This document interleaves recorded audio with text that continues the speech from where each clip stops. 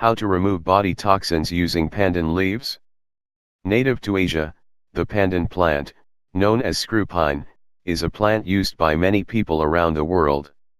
It is quite fragrant and can increase the appetite. Its leaves are used in cooking and are added to different meals. Besides its use in the kitchen, pandan plant, especially pandan leaves, can provide a number of health benefits. We all know that the consumption of unhealthy food and the exposure to harmful toxins can contribute to an accumulation of free radicals in the body and promote cellular aging. So, it is very important to detoxify our bodies so we can flush out these harmful toxins and protect our health. How pandan leaves help in detoxing the body. Pandan leaves are extremely effective for detoxifying the body, especially the liver. The leaves are considered as a mild laxative and are completely safe, and they are also recommended for children. Pandan leaves are a natural diuretic, having the ability to improve the health of the kidneys. Moreover, they can neutralize toxins and at the same time, they can release impurities from the body.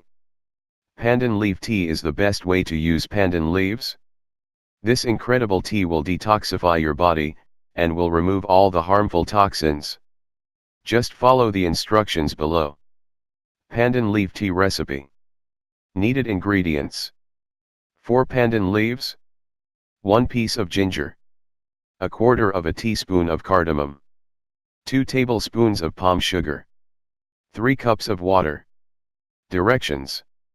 First, you should boil the water. Add all the ingredients, except for the palm sugar. Adjust the heat to medium and boil for another 10 minutes.